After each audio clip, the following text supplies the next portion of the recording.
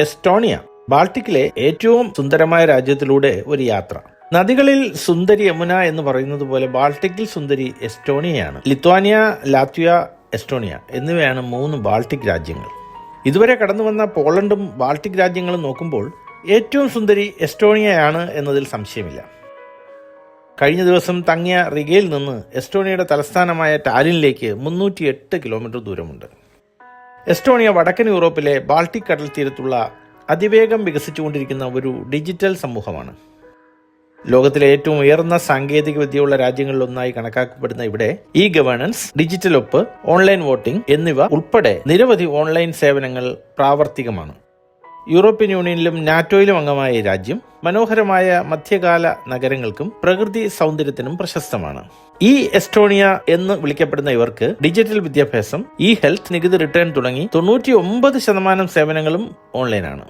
Skype ഉൾപ്പെടെയുള്ള പ്രമുഖ IT കമ്പനികളുടെ ഉത്ഭവം ഇവിടെ നിന്നാണ്. സ്റ്റാർട്ടപ്പുകൾക്ക് അനുയോജ്യമായ സാമ്പത്തിക സാഹചര്യമാണ് ഇവിടെയുള്ളത്.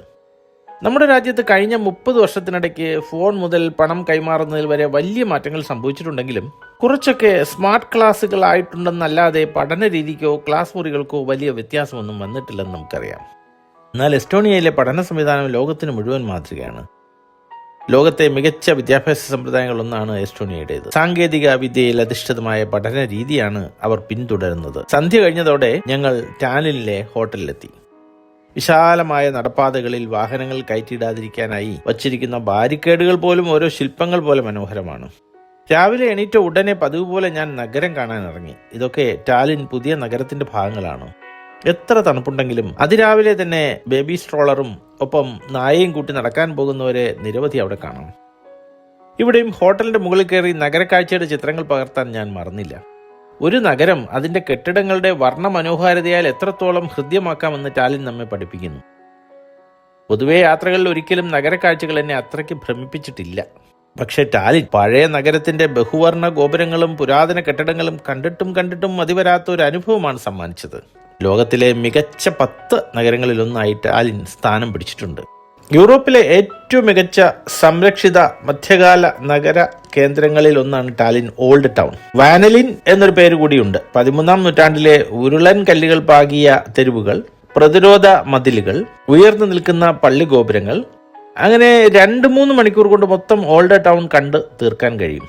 ഡാനിഷ് കോട്ട എന്ന അർത്ഥം വരുന്ന താനി ലിന്ന എന്നതിന്റെ വകഭേദമാണ് ടാലിൻ എന്നാണ് പറയപ്പെടുന്നത്. ടാലിൻ നഗരത്തിന്റെ വിഹക വീക്ഷണം കിട്ടാൻ ടൂംബിയ കുന്നുകളിൽ കയറേണ്ടതുണ്ട്. ഈ കുന്നിന് ഡോംബർഗ് എന്നൊരു പേരുമുണ്ട്. യുനെസ്കോയുടെ ലോക പൈതൃക സ്ഥാനമുള്ള പഴയ പട്ടണത്തിന്റെ ഭാഗമാണ് ടൂംബിയ കുന്ന്. വലിയ കുന്നൊന്നുമല്ല, ചുറ്റുപാടുകളിൽ നിന്ന് 20-30 മീറ്റർ മാത്രം ഉയരത്തിൽ സ്ഥിതി ചെയ്യുന്ന ഒരു ചുണ്ണാമ്പ് മലയാണിത്. ടൂംബിയ കാസിൽ എന്ന പാർലമെന്റ് മന്ദിരം, അലക്സാണ്ടർ നെവ്സ്കി കത്തീഡ്രൽ, പ്രത്യേക വ്യൂ പോയിന്റുകളിൽ നിന്നുള്ള വിശാലമായ നഗരക്കാഴ്ച എന്നിവ ലഭിക്കാൻ ഈ കുന്നിൽ നിന്നാൽ കഴിയുന്നതാണ്. എസ്റ്റോണിയൻ പാർലമെന്റിന്റെ ഇരിപ്പിടമായ ടൂംബിയ കാസിൽ 800 വർഷം പഴക്കമുള്ള ഒരു കോട്ടയ്ക്ക് മുകളിലായിട്ടാണ് നിർമ്മിച്ചിട്ടുള്ളത്. 45 മീറ്റർ ഉയരത്തിൽ നിൽക്കുന്ന ഹെർമൻ ടവർ എസ്റ്റോണിയൻ സ്വാതന്ത്ര്യത്തിന്റെ പ്രതീകമായി പ്രവർത്തിക്കുന്നു. ഈ ടൂംബിയ കുന്നിൽ മനോഹരമായ 2 ചരിത്രപരമായ പള്ളികളുണ്ട്. ഒന്ന് ഓർത്തഡോക്സ് അലക്സാണ്ടർ നെവിസ്കി കത്തീഡ്രൽ, 2 മധ്യകാല Lutheran Saint Mary's cathedral. Alexander Nevsky cathedral അതിന്റെ ഐക്കണിക് താഴികക്കുടങ്ങൾ കൊണ്ട് പേര് കേട്ടതും എളുപ്പത്തിൽ തിരിച്ചറിയാൻ കഴിയുന്നതുമാണ്. 1894 നിർമ്മിച്ചത്. ഉൾവശത്ത് സ്വർണം പൂശിയ കുരിശുകളും സ്റ്റെയിൻ ഗ്ലാസ് കൊണ്ട് നിർമ്മിച്ച ജനാലുകളും ഉൾപ്പെടെ മനോഹരമായി അലങ്കരിച്ച ഒരു പള്ളിയാണിത്. പള്ളിക്കുള്ളിൽ 11 മണികളുണ്ട്. അതിൽ ഏറ്റവും വലുത് 16 ടൺ ഭാരമുള്ളതാണ്. സെന്റ് മേരീസ് കത്തീഡ്രൽ 1233 മുതൽ അവിടെ നിലവിലുണ്ട്. ഇത് എസ്റ്റോണിയയിലെ ഏറ്റവും പഴക്കം ചെന്ന പള്ളിയാണ്.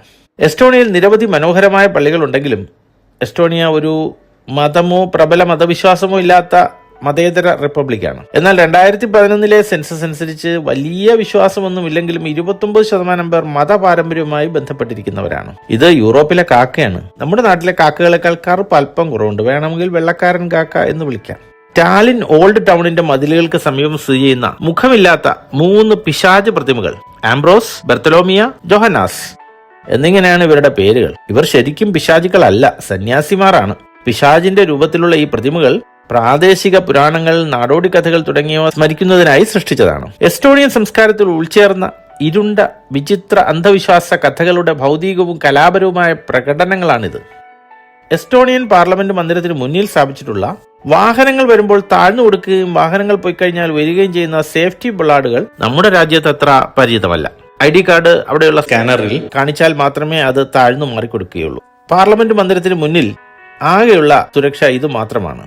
യൂറോപ്യൻ യൂണിയനിലുള്ള രാജ്യങ്ങൾ പരസ്പരം പോരടിക്കാതെ ഒറ്റ രാജ്യം പോലെ നിന്ന് പ്രവർത്തിക്കുന്നതുകൊണ്ടാണ് ഇത്തരത്തിൽ അമിതമായ സുരക്ഷിതത്വ സൗകര്യങ്ങളൊന്നും കൂടാതെ പാർലമെന്റ് മന്ദിരങ്ങൾക്കും മന്ത്രിമന്ദിരങ്ങൾക്കുമൊക്കെ പ്രവർത്തിക്കാൻ കഴിയുന്നത്. നമ്മുടെ അയൽ രാജ്യങ്ങളും ഒക്കെ ഇതുപോലെ ഒരു യൂണിയനായി പ്രവർത്തിച്ചിരുന്നെങ്കിൽ ഈ രാജ്യ സുരക്ഷയ്ക്ക് ചെലവാക്കുന്ന വൻതുക രാജ്യ പുരോഗതിക്ക് ഉപയോഗിക്കുക വഴി ഈ രാജ്യങ്ങളെല്ലാം തന്നെ എത്രമാത്രം പുരോഗതി പ്രാപിക്കുമായിരുന്നുവെന്ന് വെറുതെ ആശിച്ചുപോയി. ഇതാണ് ഞങ്ങളുടെ ഇവിടുത്തെ ഗൈഡ് അനസ്താസ്യ.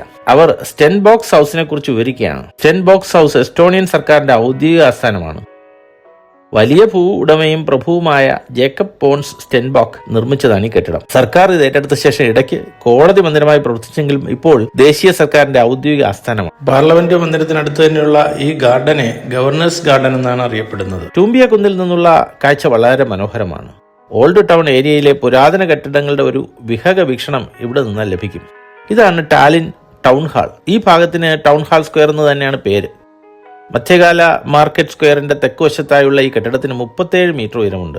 ബാൾട്ടിക് മേഖലയിലെയും സ്കാൻഡിനേവിയയിലെയും ഏറ്റവും പഴക്കം ചെന്ന ടൗൺ ഹാൾ ഇതാണ്. 1530 മുതൽ ഇതിവിടെയുണ്ട്. ഇവിടെയുള്ള ഒരു ബാപ്റ്റിസ്റ്റ് പള്ളിയാണ് സെന്റ് ഒലാഫ്സ് ചർച്ച്. പള്ളി ഗോപുരത്തിൽ 60 മീറ്റർ ഉയരമുള്ള ഒരു നിരീക്ഷണ പ്ലാറ്റ്ഫോം ഉണ്ട്. ഓൾഡ് ടൗൺ ഏരിയയിൽ മനോഹരവും ചരിത്രപരമായി സംരക്ഷിക്കപ്പെടുന്നതുമായ ഇടവഴികളിൽ ഒന്നാണ് സെന്റ് കാത്തറിൻസ് പാസേജ്.